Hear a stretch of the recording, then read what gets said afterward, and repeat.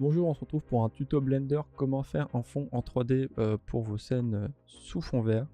Donc déjà on commence par enlever tout ce qu'il y a déjà de base. Ensuite Shift A pour faire apparaître un plan qui va être la base de notre pièce.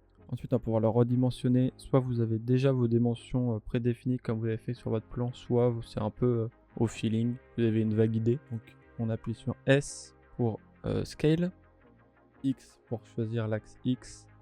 On va faire un peu au feeling là, et SY pour un peu plus de profondeur. Voilà. Donc ensuite on va pouvoir tracer nos murs. Donc pour ça on fait tab, on prend ici les côtés.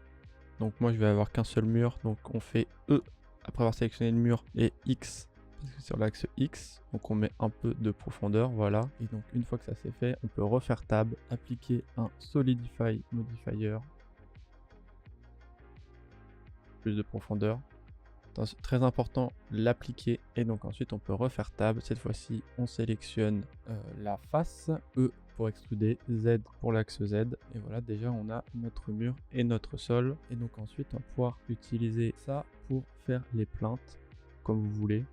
Généralement moi je fais comme ça parce que la plupart des maisons sont comme ça ici, ou sinon faire VE pour extruder 0.03.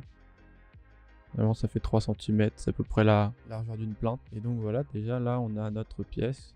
Donc ensuite on va pouvoir s'attaquer au parquet. Moi je veux du parquet, donc je vais vous montrer comment faire du parquet dans Blender. On se met un peu à côté, par un peu de place. Shift A, plan, on le ramène vers nous. On le voit bien, on met en vue de haut. Je vais zoomer un peu, on l'agrandit. Hop. Ensuite on fait Tab, on prend le loop cut, juste on appuie, on ouvre le petit menu et on en met voilà à peu près 5-6. Là juste on rappuie dans ce sens là, et cette fois-ci on ne met que 3. Ensuite on prend ça, sélectionne tout ça, X, face, voilà, on prend les Z, on fait 1 sur 2 tout en appuyant sur Shift. De toute façon vous voyez les touches juste là. X, Dissolve Edge, ensuite on va pouvoir sélectionner tous les edges restants, voilà, et ensuite CTRL B un tout petit peu, voilà, la X face. Ensuite on reprend toutes les faces, pareil, Shift E Z, monte un petit peu, et ensuite on pourra appliquer un bevel modifier. Vraiment on met 3 segments et on met à voilà, 0.09, tab. Et donc maintenant on va pouvoir l'amener vers notre pièce. Dans le petit menu on active l'aimant sur la face, sélectionne G, voilà, clic droit, cette origine to géométrie, R, Z, 90 degrés, parfait. Et donc là il est peut-être un peu gros, réduire un peu sa taille avec S.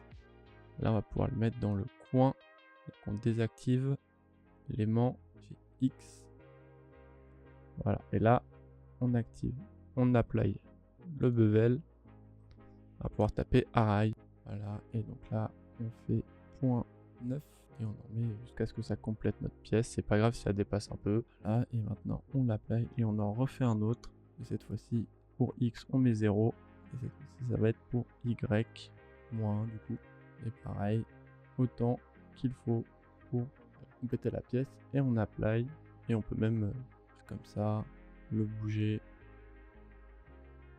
à peu près centré quand même. Et là on refait un set origin to géométrie.